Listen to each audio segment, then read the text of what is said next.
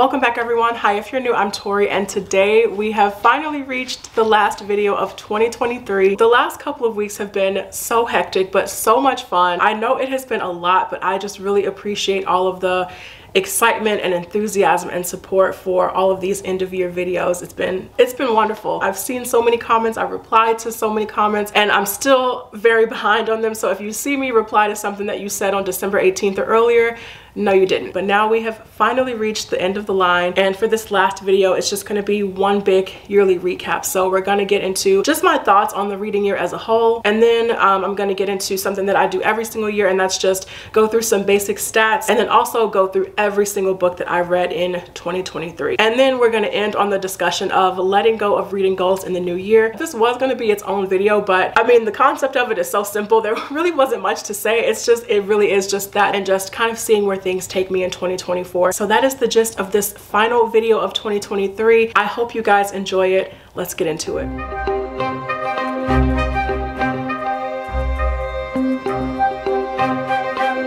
So before we jump into the stats, let's just first talk about the reading year as a whole. And I had a great reading year in 2023. I would say when it's stacked up against maybe the last 4 to 5 years, it's not my favorite reading year, but the books that I did read that I loved are books that I just really fell in love with. They completely made 2023 what it is. Just the fact that I read books like The Grace of Kings and Tyranny of Faith and Helm of Midnight, just incredible reads. I think that alone just makes 2023 a standout year. But even just as a whole, I think this was a very solid reading year. I don't think anything will ever be as bad as 2021. So I read new to me authors in 2023. I read quite a few 2023 releases. I think this might be the most new releases I've read in a single year, which I'm really happy about. I did manage to stick to some of the reading goals I set for myself coming into the year. And just as a whole, the quality of books this year was just really good. I started new series, I finished series. As a whole, I really have no complaints about 2023. It was a good reading year, but I'm just really excited now to see where 2024 is going to take us. So now let's get into the big part of the video. I have my 2023 year in review here, and we're just going to quickly go through the stats and then get into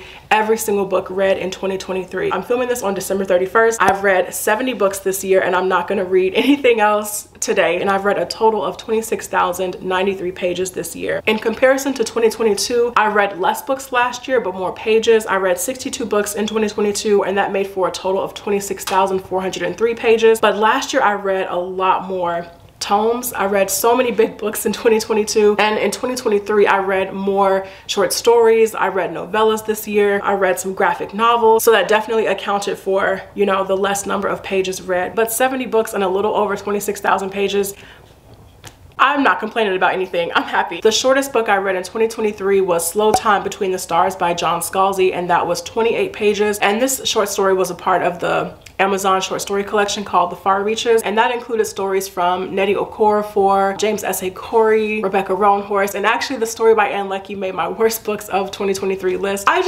didn't know what I was supposed to do with that story, but that's behind us now. So that was the shortest book. And then the longest book that I read in 2023 was The Priory of the Orange Tree by Samantha Shannon, and that was 827 pages. My average book length for 2023 was 372 pages. That is pretty down from where we were in 2022, but again, last year I read a lot of tomes, so my average book length last year was 425 pages. In 2023, the most popular book that I read that was also shelved by 2,156,124 people was Book Lovers by Emily Henry. And then the least popular book I read that was shelved by 219 people, this is so random, but it was The Battle for Pumpkin King, and this was A Nightmare Before Christmas graphic novel. There's a long story behind this. I'm just gonna try to keep it short, but I downloaded the app Hoopla, and I was just like trying to maneuver through the app and see what was what. I went to the comics section, and this book was advertised in comics, and I just clicked on it. I was like, oh, and I was just trying to get adjusted to the pages and like borrowing books from Hoopla and things like that.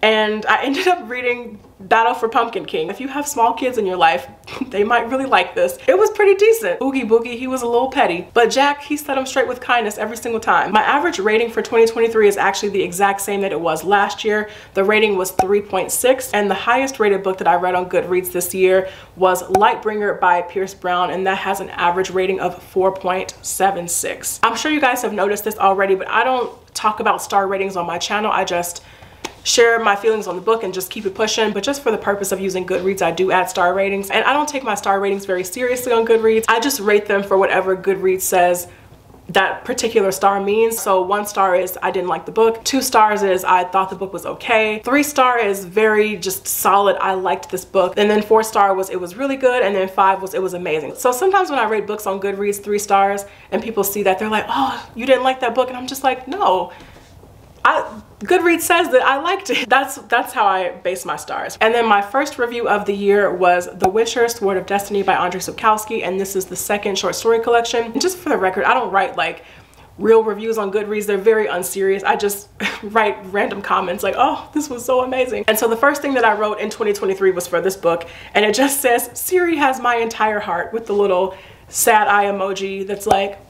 So those are all of the stats. Now let's just jump right into every single book that I read in 2023. The first book I read in 2023 was Pines by Blake Crouch, and this is the first book in the Wayward Pines trilogy. Then I read The Last Watch by J.S. Dews. This is book 1 in the Divide series. Next we have Iron Gold by Pierce Brown, book 4 in the Red Rising saga. Hellbent by Leigh Bardugo, book 2 in the Alex Stern series. The Witcher: Sword of Destiny by Andrzej Sapkowski. This is the 2nd short story collection. The Tyranny of Faith by Richard Swan, book 2 in the Empire of the Wolf trilogy. The Scourge Between Stars by Ness Brown. Sentient by Jeff Lemire and Gabriel Walta. Breaking Day by Adam Oyabanji. Lone Women by Victor Lavelle. The Witcher: Blood of Elves by Andrzej Sapkowski. This is book 1 in the series. Promise of Blood by Brian McClellan, book 1 in the Powder Mage trilogy. Bloodmarked by Tracy Dion, book 2 in the Legendborn cycle. The Rune of Kings by Jen Lyons, book 1 in the Chorus of Dragons series. The Bladed Faith by David Dalglish, book 1 in the Vagrant Gods trilogy. The Bone Shard Daughter by Andrea Stewart, book 1 in the Drowning Empire trilogy. Infinity Gate by M.R. Carey. This is the first book in the new sci-fi series called The Pandemonium. The One by John Mars. Untethered Sky by Fonda Lee. Alice in Borderland Volume 1 by Hado Aso, and Alice in Borderland Volume 2. The Inheritance Games by Jennifer Lynn Barnes, book 1 in the Inheritance Games series. Wayward, book 2 in the Wayward Pines trilogy. The Adventures of Amina Al-Sarafi by Shannon Chakraborty. Fourth Wing by Rebecca Yarros, the first book in the Empyrean series. The Lies of Locke Lamora by Scott Lynch. This was a reread for me, and this is the first book in the Gentleman Bastard series. The Stars Undying by Emery Robin, and this is the first book in the Empire Without End trilogy. The Blighted Stars by Megan E. O'Keefe, which is the first book in the Devoured Worlds trilogy. Never Die by Rob J. Hayes, book 1 in the Moral Techniques. Then I read The Last Town. This is the final book in the Wayward Pines trilogy. The Blood Gift by Annie Davenport, book 2 in the Blood Gift duology. How High We Go in the Dark by Sequoia Nagamatsu. Book Lovers by Emily Henry. Dark Age by Pierce Brown, book 5 in the Red Rising series. And then Lightbringer, which is book 6. Amari and the Night Brothers by B.B. Alston, and this is the first book in the Supernatural Investigation series. Next we have Foundry Side by Robert Jackson Bennett, book 1 in the Founders trilogy. Senlin Ascends by Josiah Bancroft, book 1 in the Books of Babel series. Then I read the entire Shades of Magic trilogy by V.E. Schwab. Those books are A Darker Shade of Magic, book 2 A Gathering of Shadows, and book 3 A Conjuring of Light. Silver Nitrate by Sylvia Moreno Garcia. The Deep Sky by Yume Katase. Then I have the Far Reaches collection, which is the Amazon short story collection that I mentioned, and those 6 stories were Slow Time Between the Stars by John Scalzi, How It Unfolds by James S.A. Corey, Void by Veronica Roth, Falling Bodies by Rebecca Roanhorse, Just Out of Jupiter's Reach by Nnedi Okorafor, and The Long Game by Anne Leckie. Next, I read my best book of 2023, which was The Grace of Kings by Ken Liu. Then I read Starsight by Brandon Sanderson. This is the 2nd book in the Skyward series. The Witcher: The Time of Contempt, book 2 in the series. The Helm of Midnight by Marina Lostetter, book 1 in the Five Penalties trilogy. The Fall of the House of Usher by Edgar Allan Poe. Nana by Brandon Massey. Warbreaker by Brandon Sanderson. The Battle for Pumpkin King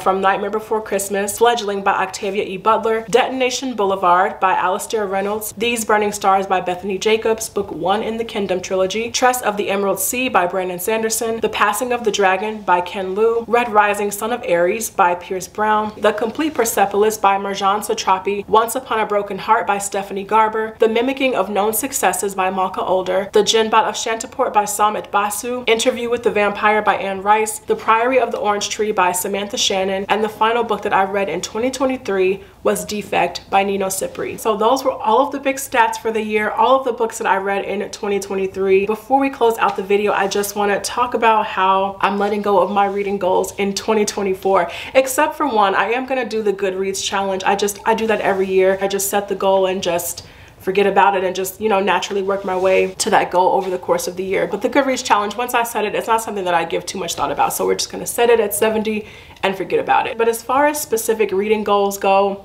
I am not doing that in the new year. I did pretty good coming into 2023, hitting those big goals that I set for myself. Like, you know, I wanted to start the Rune of Kings, and I wanted to start the Dandelion Dynasty series and Foundry Side. So I did meet a lot of those bigger goals in 2023, but just even having those goals on my mind, it wasn't always the smoothest 2023, because sometimes I would be reading other books and I would think, oh, I really should get to this book now, or I really should read this. Or, you know, I would be reading a tome and just have the next book that I wanted to read on my mind. It's definitely just a me problem, but I do so much better, I have found, when I just kind of go with the flow and let the reading year take me where it wants to take me. And I also want to let go of goals in the new year and not really stick to any one kind of goal in particular, because 2024 is going to be stacked. I think the releases coming out in 2024 are just gonna be something different. There's a lot more coming out next year that I'm interested in than I was in 2023. It's gonna be a busy reading year, a busy but fun reading year, and I just, again, want to keep things as casual and as go with the flow as I possibly can. I've already done away with TBRs and that sort of thing. I think I'm too much of a mood reader to try to stick to the specific reading goals that I set for myself. I can definitely meet them, but it doesn't always turn out to be the most fun experience. So I love BookTube. I genuinely love creating content. I've always been a reader. I love reading. That's never going to change, but I never want to get to a point where I feel like this is stressing me out. I'm naturally very calm in my everyday life. I don't stress out very easily, and this is the absolute last thing that should be causing me any sort of stress or anxiety. This is so much fun for me, and I want to keep it that way and just keep the year open to possibilities and see where things go. I'm also going to let go of this desire to want to vlog more. That is not me. I have found that that might be my least favorite type of video to film. I made 5 vlogs this year and scrapped 4 of them. The only one that saw the light of day was that Hellbent vlog that came out in January. So I have come to the conclusion vlogging might not be in my future. If the inspiration strikes me in 2024, maybe I'll film one, but vlogging, yeah. It's not my favorite. I actually love to watch vlogs, but it's not my personal favorite thing to film on the back end. So that's my thing for the new year. No reading goals, no channel goals, just vibes, and we'll see where the year takes us. I always go into the new year optimistic, but just thinking about all the new releases and all the books on my backlist, I genuinely think 2024 is about to be a standout reading year. So I am just so happy to have you guys along for that journey with me. I know I do a welcome at the beginning of every video, but I just want to do another big and heartfelt welcome to everyone who found me this year, whether you found me January 1st or you just found me today. Welcome to the channel. I'm happy to have you along for the ride in the new year, and thank you to everyone who has been here. I appreciate you. I'm glad you're here, and I am wishing every single one of you a safe and happy new year. So that is it for me. That's a wrap for 2023, and I will see you in the new year. But until then, take care.